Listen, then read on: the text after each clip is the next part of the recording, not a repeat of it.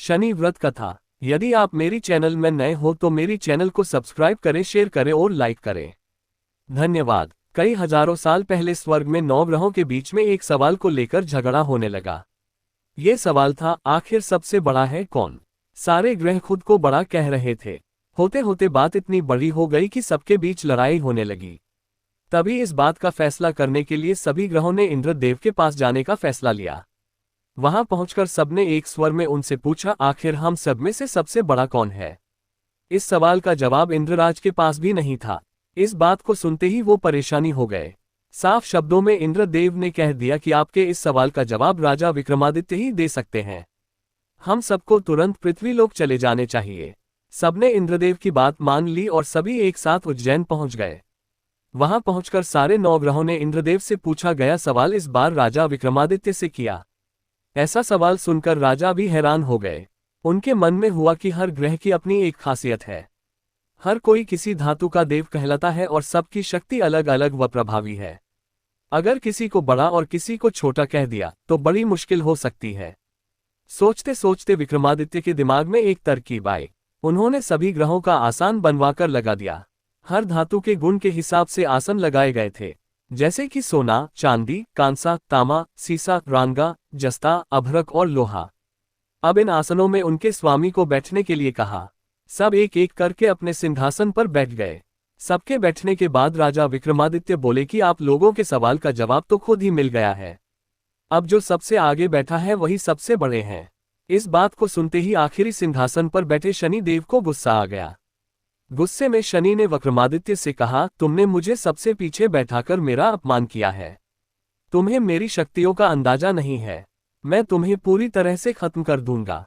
उन्होंने आगे कहा कि सूर्य किसी राशि में 1 महीने, चंद्रमा किसी राशि में 2.25 दिन, मंगल एक राशि में 1.5 महीने, बुध व शुक्र 1 महीने, बृहस्पति 13 महीने ही रहते हैं। इन सब के मुकाबले मैं किसी भी राशि में 7.5 साल तक 7.5 बनकर रहता हूँ। कई देवता मेरे प्रकोप से पीड़ित हैं। भगवान राम को भी 7.5 का प्रकोप झेलना पड़ा। इसी वजह से वो जंगल गए थे। रावण भी 7.5 की वजह से लड़ाई में मारा गया था। अब तुम्हारी बारी है। तुम भी मेरे प्रकोप से बच नहीं पाओगे। अब ये सब देखकर अन्य ग्रहों के देवता चले गए और शनि देव भी नाराज होते हुए आगे निकल गए। इतना सब होने के बाद विक्रमादित्य परेशान थे, लेकिन वो पहले की तरह ही अपनी जनता के लिए न्याय करते रहे। होते होते वो आनंद से अपना जीवन जीने लगे, पर शनि देव अपना अपमान बिल्कुल भी नहीं भूले थे। बदला लेने के मन से एक दिन शनि देव घोड़ा व्यापारी के रूप में उज्जैन पहुंचे।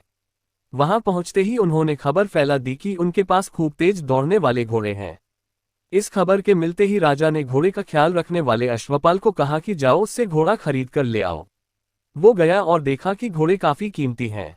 फिर विक्रमादित्य खुद गए और एक ताकतवर घोड़ा पसंद कर लिया। उसके बाद घोड़े की गति को देखने के लिए विक्रमादित्य उस घोड़े पर सवार होने लगे। तभी घोड़ा हवा में तेजी से दौड़ा और राजा को जंगल ले जाकर छोड़ दिया। जंगल से राजा अपने नगर वापस आने का रास्ता ढूंढने लगे। उन्होंने कई घंटों तक रास्ता ढूंढा, लेकिन उन्हें रास्ता नहीं मिला और वो भूख प्यास से तड़पने लगे। कुछ ही देर में उन्हें एक चरवाहा दिखा। उससे राजा ने पानी मांगकर पी लिया और पानी के बदले में उसे अपनी सोने की अंगूठी दे दी। उसके बाद राजा रास्ता पूछते हुए एक नगर पहुंचे। वहां सामने ही राजा को एक सेठ की दुकान दिखी। वो कुछ देर के लिए वहां बैठकर उस सेठ से बातें करने लगे। उसी वक्त सेठ की दुकान की चीजें बहुत तेजी से बिकने लगी। सेठ को लगा कि राजा उसके लिए भाग्यशाली है, इसलिए वो उन्हें अपने घर खाना खिलाने के लिए ले गया। घर पहुंचकर सेठ कुछ देर के लिए राजा को एक कमरे में छोड़कर बाहर गया। वहां राजा ने एक खूंटी पर हीरे का हार लटका हुआ देखा। तभी एक घंटी बजी और देखते ही देखते खूंटी ने उस हार को निगल लिया। ये सब देखने के बाद राजा बड़ा हैरान हुए। कुछ देर बाद सेठ वहां आया तो उसे वो हार नहीं दिखा। तभी उससे विक्रमादित्य पर हार चोरी करने का शक हुआ। सेठ ने इसकी शिकायत उस नगर के राजा को कर दी। सैनिक विक्रमादित्य को जंजीर में जकड़कर उस राज्य के राजा के पास लेकर गए। राजा ने विक्रमादित्य से पूछा, वो हार कहाँ है? उन्होंने जवाब दिया, उसे वहां की खूंटी निगल गई जिसमें वो हार टंगा हुआ था। इस बात को सुनते ही राजा गुस्से से लाल हो गए। राजा जवाब से संतुष्ट नहीं थे, इसलिए विक्रमादित्य को हीरे के हार का चोर घोषित करते हुए हाथ पांव काटने की सजा सुना दी। सैनिकों ने राजा का आदेश मानते हुए विक्रमादित्य के हाथ पांव काटकर उसे सड़क पर यूं ही छोड़ दिया। सड़क पर इस तरह से पड़े हुए विक्रमादित्य को कई दिन हो गए थे। एक दिन तेली को उन पर दया आए और उन्हें अपने घर लेकर चला गया। उन्हें बैल हाँकने वाले कोल्हू की जगह काम दिया। अब विक्रमादित्य रोज बैलों को आवाज देकर उन्हें हाँकते थे। रोज बैलों को हाँकने का काम करने पर विक्रमादित्य को बदले में खाना मिलता था। इसी तरह होते होते 7.5 साल बीत गए। 7.5 साल बाद जब 7.5 खत्म हुई तो वर्षा ऋतु शुरू हो गई। विक्रमादित्य एक रात बादल और बारिश के राग वाला गाना जोर जोर से गा रहे थे। तभी उस नगर की राजकुमारी पास से ही गुजर रही थी। उसने वो गाना सुना और दासी को कहा कि पता लगाओ वो कौन है। दासी ने ठीक वैसा ही किया। वो कुछ देर बाद लौटकर आए और कहा कि वो एक राजा है जिसे हीरे का हार चुराने की सजा के रूप में अपंग कर दिया गया है। राजकुमारी को उसका बादल बारिश के राग वाला गाना खूब पसंद आया था, इसलिए उसने अपंग राजा से शादी करने का फैसला लिया।